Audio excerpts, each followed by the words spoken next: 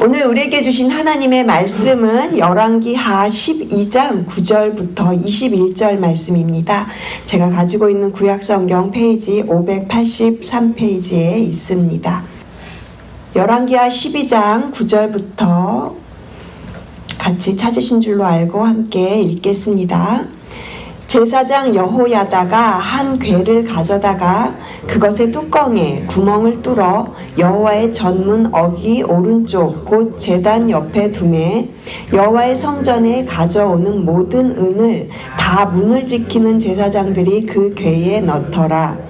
이에 그 궤 가운데 은이 많은 것을 보면 왕의 서기와 대제사장이 올라와서 여호와의 성전에 있는 대로 그 은을 계산하여 봉하고 그 달아본 은을 일하는 자 곧 여호와의 성전을 맡은 자의 손에 넘기면 그들은 또 여호와의 성전을 수리하는 목수와 건축하는 자들에게 주고 또 미장이와 석수에게 주고 또 여호와의 성전 파손한 데를 수리할 제목과 다듬은 돌을 사게 하며 그 성전을 수리할 모든 물건을 위하여 쓰게 하였으되 여호와의 성전에 드린 그 은으로 그 성전의 은대접이나 불집게나 주발이나 나팔이나 아무 그릇이라도 은그릇도 만들지 아니하고 그 은을 일하는 자에게 주어 그것으로 여호와의 성전을 수리하게 하였으며 또 그 은을 받아 일꾼에게 주는 사람들과 회개하지 아니하였으니 이는 그들이 성실히 일을 하였음이라. 속건제의 은과 속죄제의 은은 여호와의 성전에 드리지 아니하고 제사장에게 돌렸더라. 그때 아람 왕 하사엘이 올라와서 가드를 쳐서 점령하고 예루살렘 향하여 올라오고자 하므로 유다의 왕 요아스가 그의 조상들 유다 왕 여호사밧과 여호람과 아하시아가 구별하여 드린 모든 성물과 자기가 구별하여 드린 성물과 여호와의 성전 곳간과 왕궁에 있는 금을 다 가져다가 아람 왕 하사엘에게 보냈더니 하사엘이 예루살렘에서 떠나갔더라. 요아스의 남은 사적과 그가 행한 모든 일은 유다 왕 역대지력에 기록되지 아니하였느냐. 요아스의 신복들이 일어나 반역하여 실라로 내려가는 길가로 밀로 궁에서 그를 죽였고 그를 쳐서 죽인 신복은 시므앗의 아들 요사발과 소멜의 아들 여호사밧이었더라. 그는 다윗성에 그의 조상들과 함께 장사되고 그의 아들 아마샤가 그를 대신하여 왕이 되니라. 아멘. 내 안의 성전을 수리하라, 이러한 제목으로 오늘 본문으로 말씀을 나누겠습니다. 어제부터 저희가 열왕기하 12장을 시작했는데요. 어제 설교에서 요아스 왕이 여호와 보시기에 정직히 행하였고 그리고 아름다운 성전을 꿈꾸면서 그렇게 성전 수리를 다시 시작하였던 것을 저희가 어제 본문에서 살펴보았습니다. 하지만 이 요아스 왕의 성전 수리는 올바른 예배 회복이 없었어요. 백성들 가운데 여전히 우상 숭배가 있었고요. 그리고 자신들의 편리함을 위해서 산당 제사가 여전히 남아 있었죠. 요아스 왕이 성전 수리를 계속해서 명하였는데도 23년이 되도록 제사장들이 성전 수리를 제대로 하지를 않았습니다. 그래서 요아스 왕이 대제사장 여호야다와 제사장들을 불러서 이제부터는 제사장들이 이 성전 수리를 직접 하지 말고 그렇게 이제 직접 그 일을 할 수 있는 다른 사람들한테 그 일을 맡기자라고 그렇게 이야기를 하고 서로가 그 부분에 동의를 하게 됩니다. 그리고 나서 이 대제사장이요, 여호야다가 성전 수리를 위한 새로운 봉헌 체계를 마련을 해요. 그 내용이 지금 오늘 본문에서부터 시작이 되고 있어요. 우리 함께 9절 말씀 다시 한번 읽겠습니다. 9절입니다. 제사장 여호야다가 한 궤를 가져다가 그것의 뚜껑에 구멍을 뚫어 여호와의 전문 어기 오른쪽 곧 제단 옆에 두매 여호와의 성전에 가져오는 모든 은을 다 문을 지키는 제사장들이 그 궤에 넣더라. 새로운 헌금함이 생긴 거예요. 새로운 봉헌 체계를 이 대제사장이 세운 것입니다. 봉헌 예물을 투명하고 그리고 정직하게 처리하기 위한 방식이었던 거죠. 제사장들이 모두 성전 수리에서 손을 떼고 그리고 요아스 왕은요 이 모든 과정을 새롭게 정비를 합니다. 헌금 헌금함을 새롭게 생긴 이 헌금함을요 공개된 장소에서 두고 그리고 모금과 이 집행되는 그런 과정을요 전부 투명하게 그렇게 진행을 하게 된 것이죠. 성전 수리하는 일에 있어서는 이제 제사장들이 일절 여기에 손을 대지 않았고요. 이 성전 수리를 위해서 일꾼들이죠. 뭐 목수나 석수 이런 사람들을 세웠어요. 그리고 이 모여지는 금액들을 전부 제사장들이 절대 이것에 관여하지 않고 이 은들이 모여지면 그것을 일꾼들한테 직접 전달해서 그것으로 성전 수리를 제대로 할 수 있도록 그렇게 일을 추진하였던 것입니다. 오늘 본문 내용을 보면 새로운 봉헌 체계가 굉장히 성공적으로 잘 이루어지고 있는 모습을 볼 수 있어요. 헌금도 많이 거두었고요. 그리고 수리도 전혀 지장이 없이 오히려 헌금이 남을 정도로 그렇게 이스라엘 백성들이 지금 헌신하는 모습이 나오고 있습니다. 제사장들이 일일이 회개하거나 감사하지 않아도 이 재정이 쓰일 수 있는 곳에 잘 쓰이는 그런 성실함과 투명함이 지금 본문 가운데서 보여주고 있거든요. 16절까지는 모든 상황이 아주 잘 돌아가고 있는 것처럼 보여져요.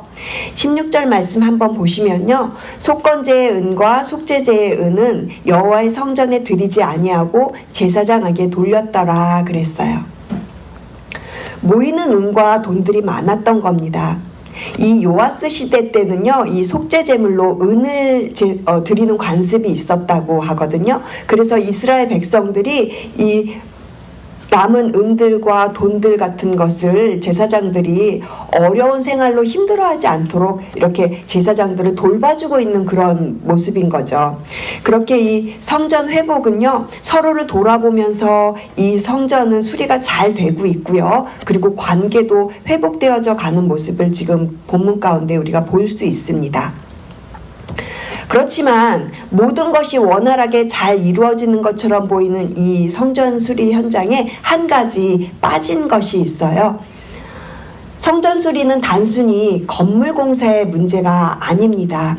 성전 수리는 하나님께서 이 성전에게 주시는, 성전을 통해서 주시는 교훈과 은혜를 회복하는 과정이 있어야 되는데요. 요아스의 이 성전 수리에 관련해서 하나님의 말씀을 전하는 사람들이 없다는 것이 문제인 거죠. 하나님이 계시지 않는 회복, 하나님의 말씀과 상관이 없는 개혁은 오히려 우리를 넘어뜨리는 올무가 됩니다. 하나님 없어도 잘할 수 있다는 교만을 낳기 때문이죠. 그래서였을까요? 이 17절에 와서부터는 완전히 분위기가 완전히 다른 이야기가 그렇게 전개가 되어 우리 함께 17절 말씀, 18절 말씀을 같이 읽겠습니다. 그때 아람 왕 하사엘이 올라와서 가드를 쳐서 점령하고 예루살렘을 향하여 올라오고자 하므로 유다의 왕 요아스가 그의 조상들 유다 왕 여호사밧과 여호람과 아하시아가 구별하여 드린 모든 성물과 자기가 구별하여 드린 성물과 여호와의 성전 곡간과 왕궁에 있는 금을 다 가져다가 아람 왕 하사엘에게 보냈더니 하사엘이 예루살렘에서 떠나갔더라. 16절까지는 성전 수리가 잘 되고 있다가요, 이 17절에 와서 갑자기 그때에 이러면서 분위기가 완전히 반전이 돼요. 아람 왕 하사엘이 가드를 쳐서 점령했다. 그리고 예루살렘을 향하여 올라오고자 했다. 이러한 내용으로 분위기가 완전히 다른 이야기의 맥락으로 바뀌어집니다. 그러면서 18절 보니까 또 이상한 일들이 벌어져요. 요아스 왕이요, 아람 왕 하사엘에게 제물들을 보내요. 어떤 제물인가요? 여호와께 구별된 성물들, 그리고 여호와의 성전 곡간에 왕궁에 있는 모든 금들을 다 가져다가 이 이방 왕 하사엘에게 보냈다라는 거예요. 지금까지 성전 개혁으로 이 좋았던 분위기가 온데간데 없이 갑자기 왜 이런 일이 이렇게 생긴 거죠? 그러면서 19절에서는 한 문장으로 그냥 요아스 왕을 정리해버리고 말아요. 19절 한번 보시면요. 요아스의 남은 사적과 그가 행한 모든 일은 유다 왕 역대 지략에 기록되지 아니하였느냐. 이렇게 말을 하면서 요아스가 신하들의 반역에 의해서 죽임을 당하는 이야기가 계속 이어서 나오고요. 아주 간단하게 나오죠. 요아스도 왕의 후손이어서 다윗성에 장사되었다라는 이야기로 끝을 맺고 말아요. 열왕기하 12장에서는 성전 수리와 그리고 하나님을 향한 그런 백성들의 헌신과 이런 아름다운 이야기가 잘 진행이 되고 있다가 갑자기 이 17절부터는 분위기가 싸해지면서 모든 것이 그냥 이렇게 허무하게 끝나버렸어요. 그래서 이 오늘 본문의 마지막 이 후반절 부분을 보면서 저희가 좀 당황스러워지게 되는 것 같아요. 아니 도대체 이렇게 이 성전 봉헌이 체계가 잘 잡혀지고 성전 수리가 잘 이루어지고 있었는데 왜 이렇게 결말이 이런 일이 있을까? 도대체 우리가 알지 못하는 어떤 일이 있었던 것은 아닐까? 이런 궁금증을 좀 가지게 되잖아요. 저희가 이 부분을 이해하기 위해서는요, 역대하를 봐야 될 필요가 있습니다. 그래서 역대하 24장 말씀을 좀 볼 건데요. 나중에 집에 가셔서 역대하 24장 말씀을 읽어보셔도 좋고요. 그리고 혹시 성경책을 가지고 계신 분들이 계시면 한번 역대하 24장 말씀입니다. 우리 한번 역대하 24장 말씀을 한번 찾아보시면 좋을 것 같아요. 구약성경 687페이지 보시면 687페이지 펴보시면 역대하가 나오거든요. 역대하 24장 14절 후반절 말씀을 제가 읽어드리겠습니다. 역대하 24장 14절 말씀입니다. 여호야다가 세상에 사는 모든 날에 여호와의 전에 항상 번제를 드렸더라. 여호야다가 살아있는 동안에는 주님의 성전에서 번제를 드리는 일이 끊이지 않았다라는 거예요. 그러면서 15절에 계속 이어보시면 여호야다가 나이가 많고 늙어서 죽으니 죽을 때에 130세라. 대제사장 여호야다가 죽었다라는 겁니다.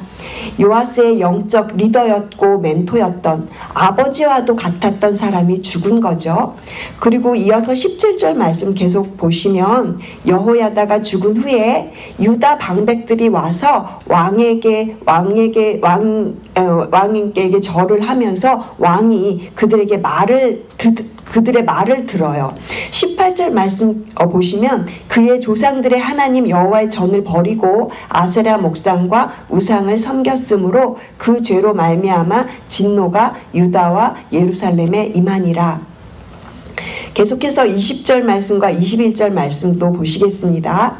이제 하나님의 영이 제사장 여호야다의 아들 스가랴를 감동시키심에 그가 백성 앞에 높이 서서 그들에게 이르되 하나님이 이같이 말씀하시기를 너희가 어찌하여 여호와의 명령을 거역하여 스스로 형통하지 못하게 하느냐 하셨나니 너희가 여호와를 버렸으므로 여호와께서도 너희를 버리셨느니라 하나 무리가 함께 꾀하고 왕의 명령을 따라 그를 여호와의 전뜰 안에서 돌로 쳐 죽였더라. 열왕기하 12장 본문에는 없는 내용입니다. 역대하 24장에 굉장히 그 내용을 자세하게 기록해 둔 것을 저희가 찾아서 같이 보았습니다. 역대하 24장을 읽고 난 후에는요, 저희가 다시 열왕기하 12장으로 돌아와서 본문을 볼 때 조금 더 이해가 되실 거예요. 이 요아스 왕의 영적 스승이었던 그리고 하나님의 말씀을 가르쳤던 그 여호야다가 죽은 후에 17절 보니까 여호야다가 죽은 후에 유다의 지도자들이 요아스 왕에게 온 거예요. 그리고 이 요아스 왕에게 이렇게 절을 하면서 자신들의 말을 듣도록 그렇게 왕을 이렇게 자신들의 신하들이 요아스 왕의 말을 이렇게 듣도록 왕을 컨트롤하고 있는 거예요. 그리고는 이 하나님의 성전을 버리고 아세라 목상과 우상을 섬기라고 그렇게 신하들이 말하는 것을요, 이 어리석게도 요아스 왕이 그대로 들어요. 더구나 이 요아스 왕이요, 여호야다의 아들을 죽입니다. 이 스가랴가 자신의 스승이고 아버지 같은 이 사람이죠. 그 사람의 아들인 이 스가랴가 바른 말을 하니까 그를 죽이라고 그렇게 명령을 내려요. 여호야다가 죽을 위기에 있었던 그 아기였던 그 요아스를 데려다 키웠잖아요. 그리고 성전에 숨겨서 그렇게 자신을 왕으로 세우기까지 그렇게 자신의 생명의 은인 같은 사람이었잖아요. 그리고 그 아들 스가랴는요, 이런 여호야다의 아들이었던 거죠. 그리고 아마 어렸을 때는요, 어쩌면 같이 놀았을지도 몰라요. 형처럼 동무처럼 그렇게 친하게 지냈던 관계였을지도 몰라요. 그런데 이런 스가랴의 관계를요, 그냥 듣기 싫은 소리 한다고, 바른 소리 한다고, 듣기 싫다고 그냥 그렇게 죽여요. 요아스가 얼마나 포악한 왕으로 전락됐는지 우리가 알 수 있는 본문인 거죠. 그래서 저희들 오늘 본문 다시 열왕기하 12장으로 다시 돌아오셔서 본문 살펴보시면, 그렇게 해서 오늘 본문 17절 말씀에 하나님의 진노가 임한 겁니다. 하나님의 진노로 침략을 받은 거예요. 아람 왕 하사엘이 쳐들어온 거는요, 하나님께서 심판하시는 그런 사건인 거예요. 이렇게 하나님의 징계로 다른 이방 나라의 침략을 받게 되면 정상적으로 이 왕이 하나님과 바른 관계에 있었던 왕이라면은 바로 회개했을 거예요. 그런데 18절 말씀 보면 요아스가 회개하는 모습이 전혀 없어요. 오히려 자신들의 성물 또는 예전부터 이 하나님의 성전 곳간에 있던 모든 성물들을 다 그냥 주워버려요. 이 이방 왕에게 이런 것들을 다 그냥 주어요.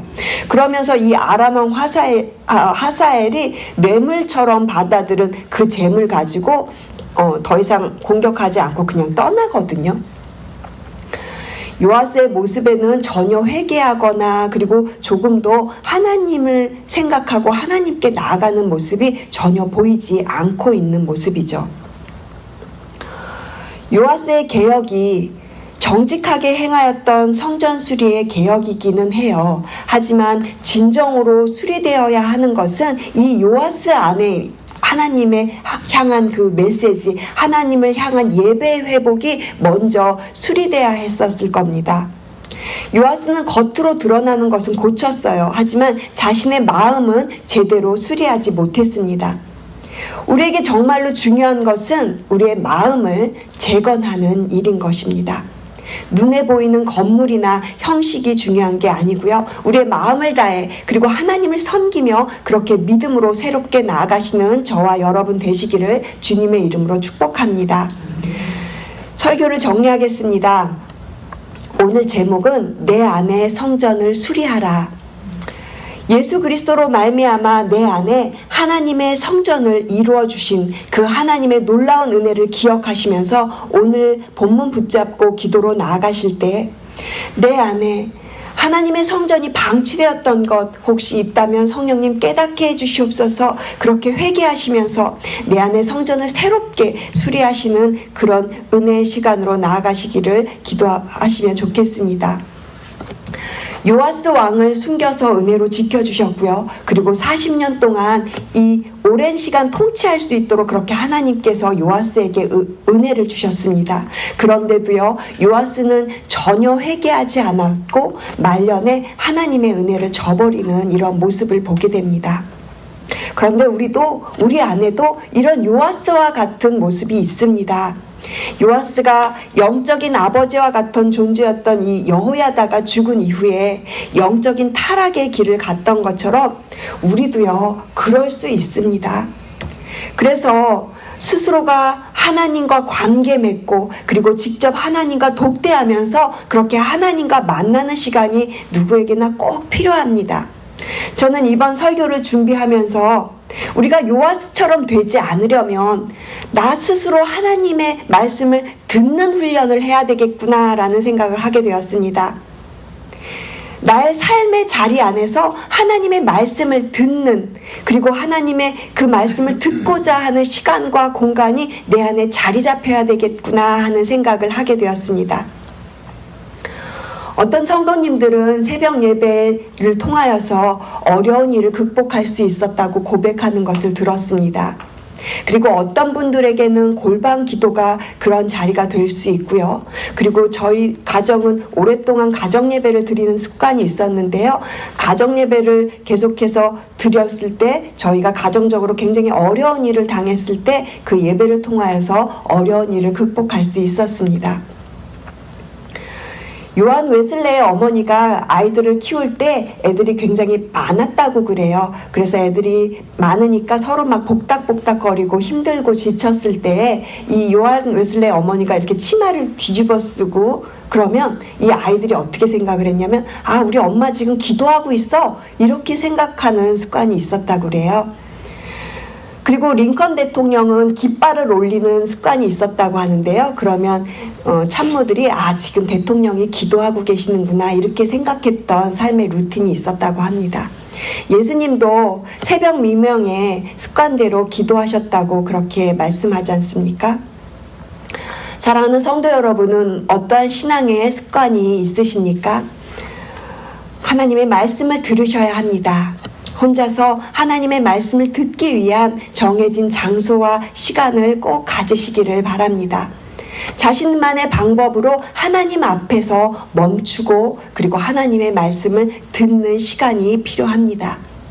어떤 분들에게는 새벽 예배가 그런 장소가 될 수 있고요. 그리고 어떤 분들에게는 찬양이 또 그런 시간이 될 수 있고, 그리고 개인적인 묵상의 시간을 가지실 수도 있을 것입니다. 여러 가지 다양한 방법들이 있겠지만 중요한 것은 들으려는 마음이 굉장히 중요합니다. 6월부터 저희 교회에서는 공동체 성경 필사를 지금 진행 중에 있습니다. 성경을 각자 맡은 분량들이 있어서 지금 잘 쓰고 계시죠? 그런데 이 성경을 쓰실 때 들으려는 마음을 가지고 말씀을 읽고 써야 그 안에 담긴 하나님의 메시지와 그 하나님의 뜻을 깨닫게 됩니다. 성령님께서 깨닫게 해달라고, 그리고 그렇게 들으려는 마음을 가지시고 성경을 읽고 쓰셔야 하나님의 메시지가 내 것이 됩니다. 한결같이 그리고 꾸준하게 하나님 앞에서 여러분에게 주신 그 하나님과의 만남의 자리를 지키심으로 그곳에서 하나님과의 관계가 깊어지시고 그리고 신앙의 신실함이 자리 잡아 가시는, 그렇게 승리로 나아가시는 저와 여러분 되시기를 주님의 이름으로 축복합니다. 기도하시겠습니다. 하나님 감사합니다. 우리를 하나님의 성전으로 삼아주시니 감사합니다. 하나님의 말씀을 들으려는 회복이 저희들 안에 새롭게 되기를 기도합니다. 성령님께서 우리 안에 새로운 마음과 회복을 부어주시옵소서. 신실하게 한결같이 주님과 동행하며 살아가는, 끝까지 승리하며 나아가는 주의 성전을 이루어가는 삶을 살아가게 도와주시옵소서. 감사드리며 이 모든 말씀 살아계신 예수 그리스도의 이름으로 기도합니다. 아멘.